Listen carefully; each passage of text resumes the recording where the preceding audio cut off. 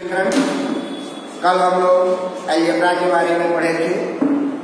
उसमें हमने आप लोगों को बताया था कि कांस्टेंट क्या होता है और वेरिएबल क्या होता है, और कांस्टेंट और वेरिएबल को हम किस प्रकार से आइडेंटिफाई कर सकते हैं, और उसको यदि एक स्टोरी प्रॉब्लम के रूप में दिया हुआ है, स्टेटमेंट के रूप में दिया हुआ है, तो हम किस प्रकार से उसको अलजेब्रिक फॉर्म में कन्वर्ट करते हैं।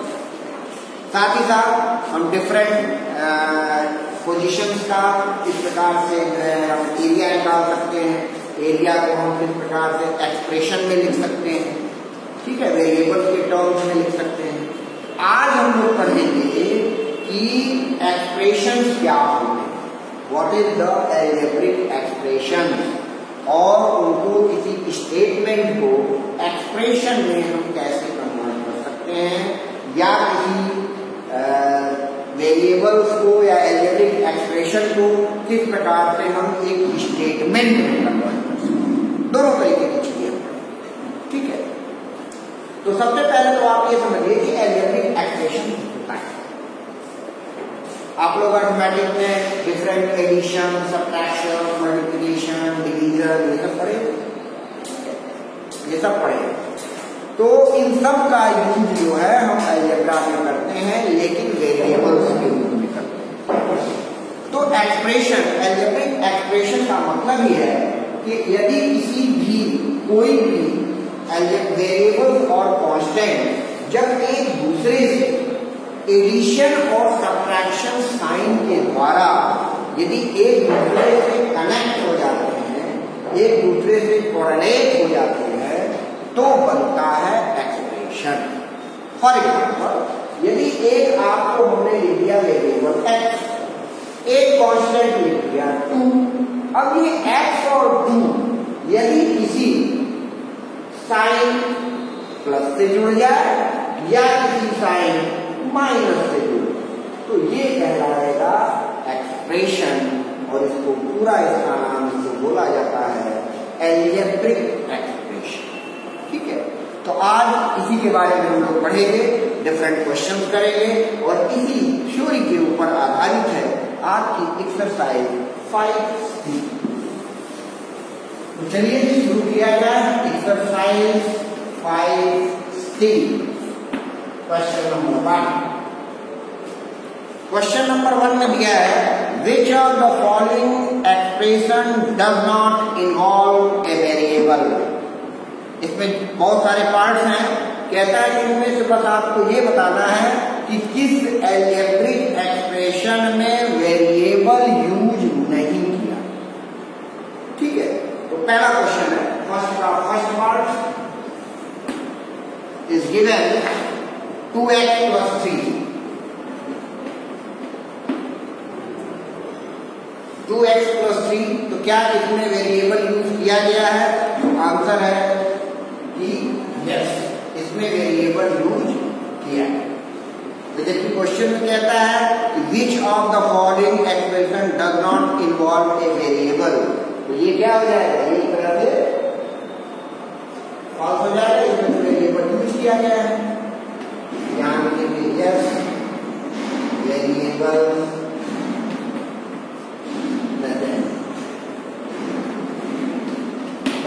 और कुछ नहीं, ठीक है। इसी से रिलेटेड एक क्वेश्चन मैं आपको और बताता हूं, किसी का बी पार्ट।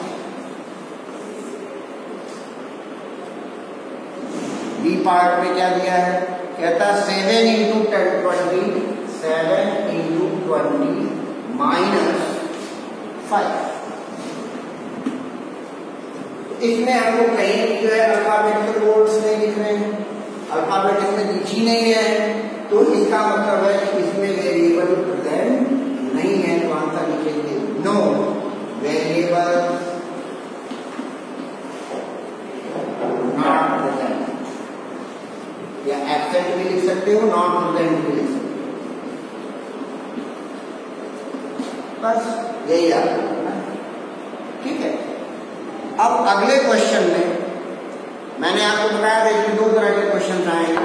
एक में आपको अलजेब्रा मतलब कि आपको वेरिएबल्स या अलजेब्रिक एक्सप्रेशंस आपको दिए रहेंगे, आपको स्टेटमेंट लिखना है, और दूसरे में आपको स्टेटमेंट दिया रहेगा, आपको अलजेब्रिक कन्वर्ट करो। तो अगला जो क्वेश्चन है वो आपका एक्सप्रेशन दिया हुआ है, एक्सप्रेशन आपको दिया हुआ है 2 का फर्स्ट एक्सप्रेशन दिया हुआ है, आपको उसको कन्वर्ट करना है स्टेटमेंट। लिखा है z+5, पहला है z+5, ठीक है ना, z+5। तो इसका आप लिख सकते हैं ए नंबर है, इसको आप लिख सकते हैं क्या 5 एडेड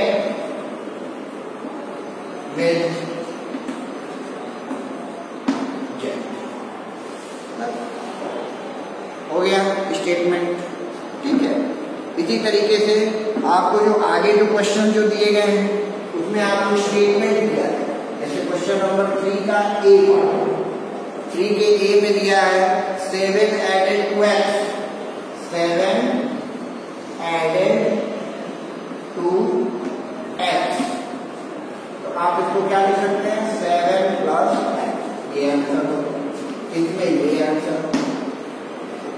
बस ऐसे छोटे छोटे क्वेश्चन हैं। क्वेश्चन नंबर 4 में भी आपको एक्सप्रेशन लिखना है, इसमें थोड़ा स्टेटमेंट जरा बढ़ा दिया है। क्वेश्चन नंबर 4 का फर्स्ट पार्ट क्या दिया हुआ, right the expression with the following cases.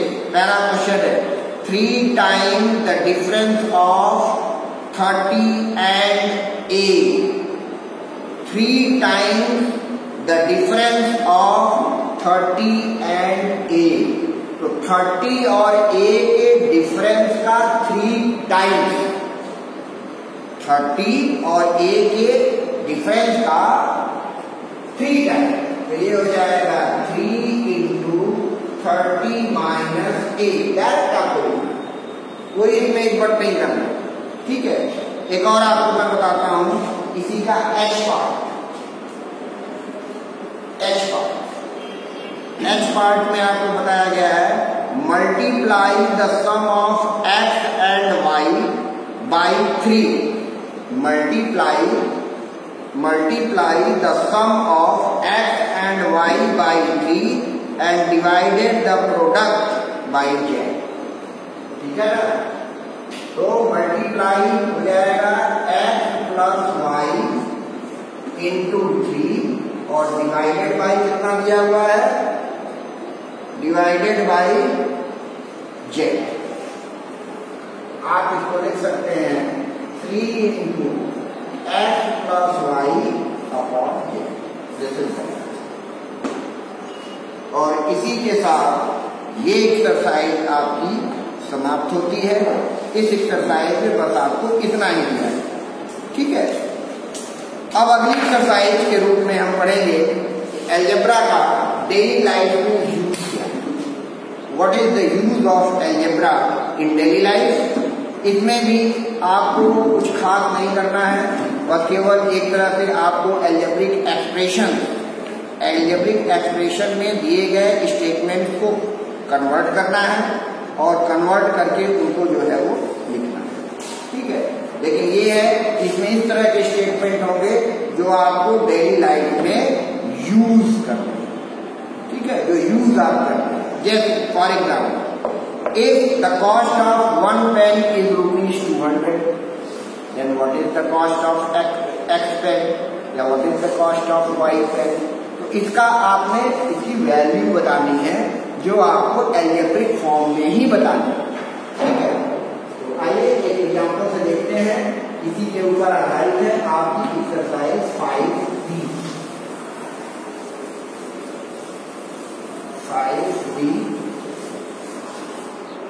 Question number 1 का ए कहता है इफ कॉस्ट ऑफ 1 पेन, तो आप नोट कर लीजिए, cost of 1 pen is equal to ₹200, ठीक है। और क्वेश्चन पूछा है find the cost of n pens, find the cost of n pens, cost of n pens is equal to 200 into n is equal to ₹200 ठीक है उसी तरीके से करना।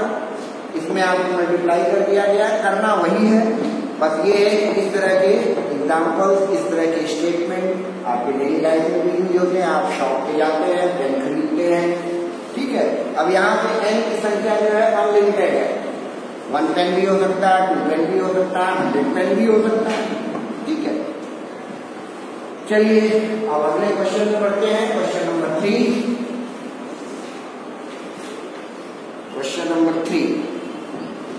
नंबर 3 आपको दिया है weight of an apple is 70 gram and orange is 40 gram. Weight दिया हुआ है दो चीजों का, एप्पल का दिया है 70 ग्राम वेट, ऑरेंज का दिया है 40 ग्राम वेट।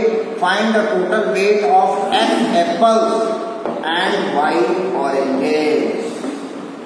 ठीक है, वेट पूछा है कि एक्स एप्पल का वेट कितना होगा और वाई ऑरेंजेस का वेट कितना। तो वेट ऑफ एन एप्पल यानी एक एप्पल का वेट ऑफ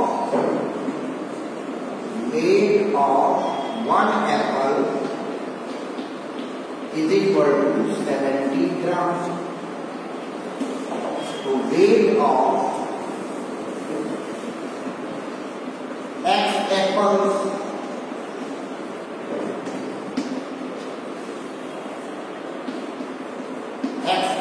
का वेट कितना होगा 70 into x is equal to 70x gram. ठीक है, weight of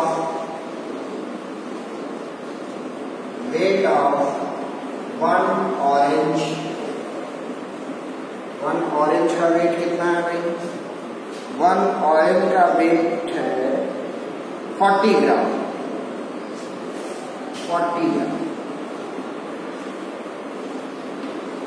weight of y orange का वेट हो जाएगा 40 into y is equal to 40y gram. ठीक है, अब निकालना क्या है? टोटल वेट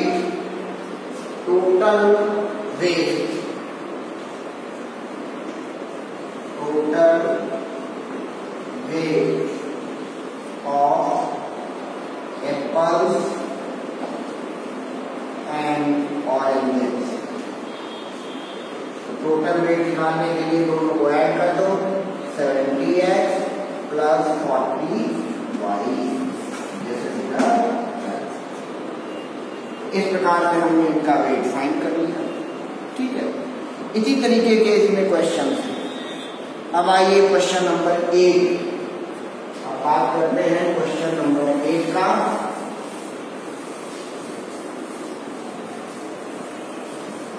एक्सरसाइज है 5B, एक्सरसाइज है ये 5B, ये ध्यान रखिए।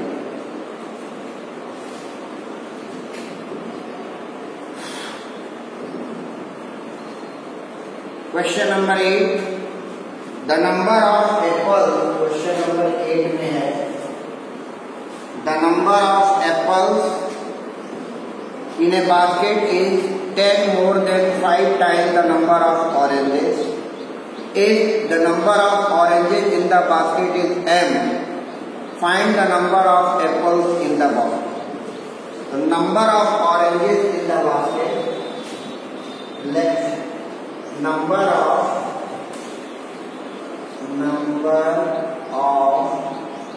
oranges in the basket is equal to m. ठीक है, the number of apple in the basket is 10 more than 5 times the number of oranges. ठीक है, तो नंबर ऑफ एप्पल्स कितना हो जाएगा? Number of apples in the basket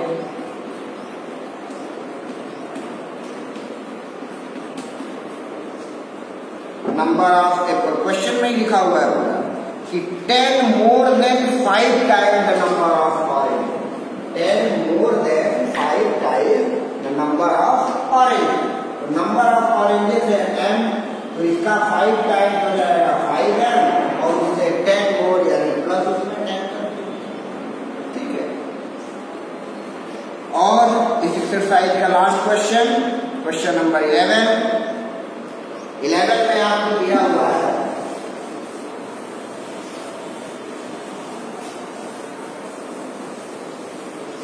question number 11 में आपको दिया है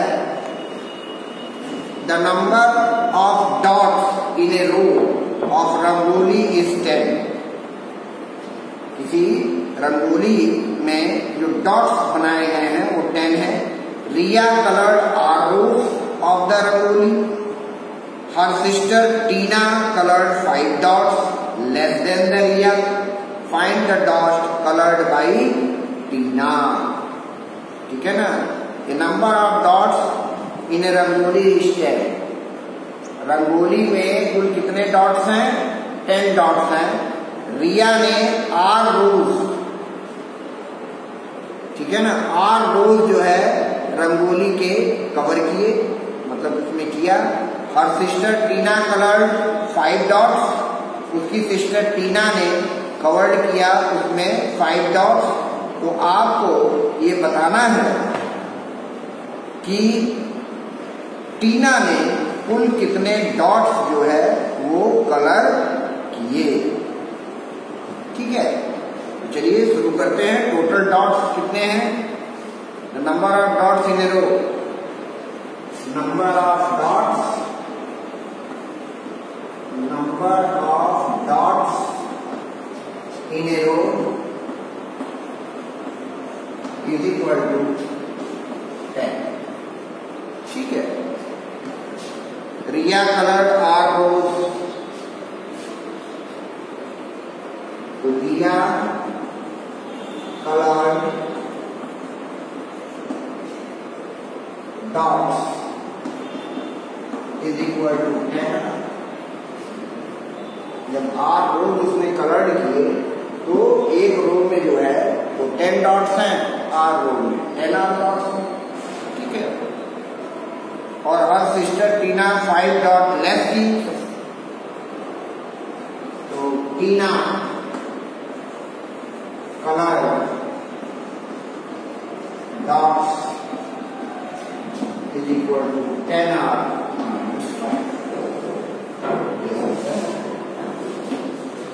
इस प्रकार से आपका अलजेब्रिक एक्सप्रेशन ये एक्सरसाइज समाप्त होती है। अब आपको कुछ होमवर्क दे देते हैं।